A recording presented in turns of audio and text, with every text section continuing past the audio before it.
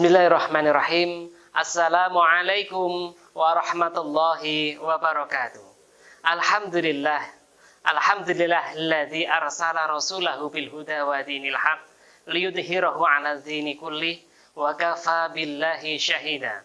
Asyhadu an la ilaha illallah wahdahu la syarikalah wa asyhadu anna Muhammadan 'abduhu wa rasuluh. Allahumma shalli 'ala Muhammad wa 'ala alihi wa ashabihi ajma'in. Amma ba'd.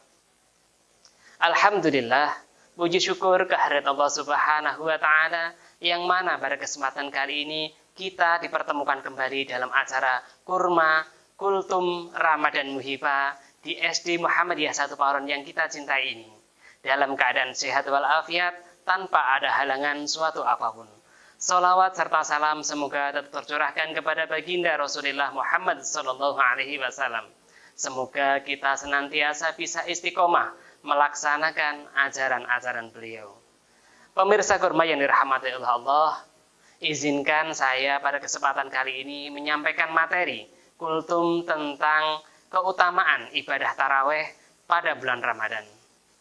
Ada sebuah hadis yang sudah sangat masyhur, sangat familiar sekali, dan pasti banyak dari teman-teman pemirsa ini yang hafal. Bunyinya begini: Man qoma Ramadhana imanan wa ihtisaban ghufira lahu ma taqaddama min dzambi. Yang artinya, barang siapa yang mengerjakan ibadah pada malam bulan Ramadan dengan iman dan mengharap ridha dari Allah Subhanahu wa Ta'ala, maka ghufira lahu ma taqaddama min dzambi, maka akan diampuni dosa-dosanya yang telah lalu. Pemirsa kurma yang dirahmati oleh Allah, dalam hadis di atas atau redaksi hadis di atas, yang berarti barang siapa yang mengerjakan ibadah pada malam bulan Ramadan, yang dimaksud di sini adalah ibadah sholat tarawih. Kenapa saya bisa bilang demikian? Karena ini sudah terdapat dalam kitab Tuhfatul Muhtaj, karangan dari Ibnu Hajar Al-Haytami. Beliau menulis bahwa tarawih, bahwa sholat tarawih dikerjakan ada jeda istirahatnya. Kata tarawih sendiri itu berasal dari kata tarwihatun, yang berarti istirahat atau berhenti.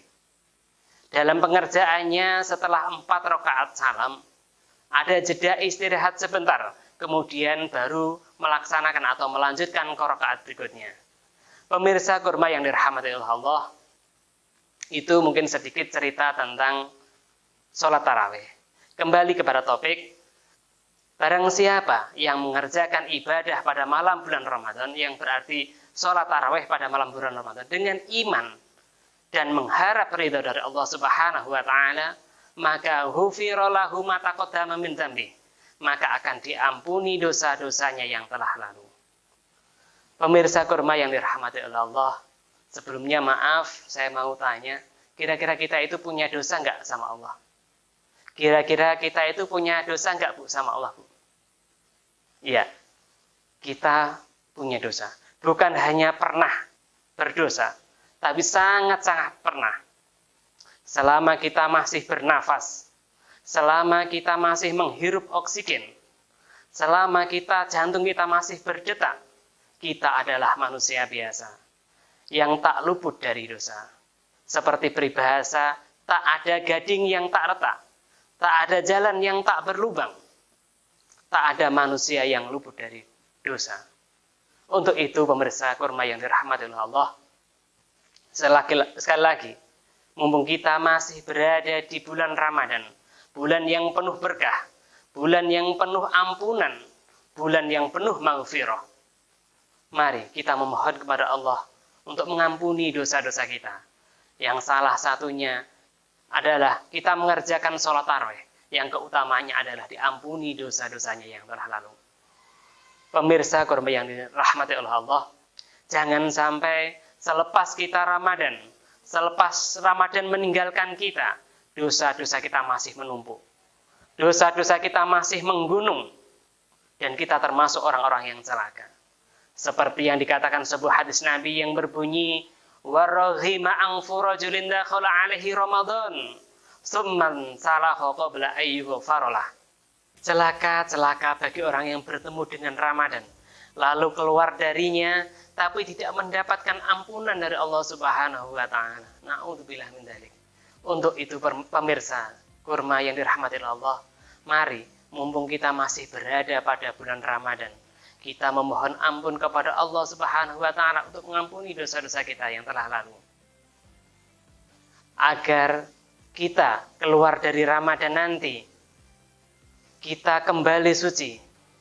Setelah Ramadan meninggalkan kita, kita kembali fitrah.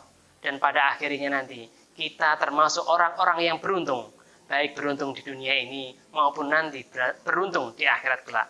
Amin ya rabbal alamin. Sekian dari saya, kurang lebihnya mohon maaf. Assalamualaikum warahmatullahi wabarakatuh.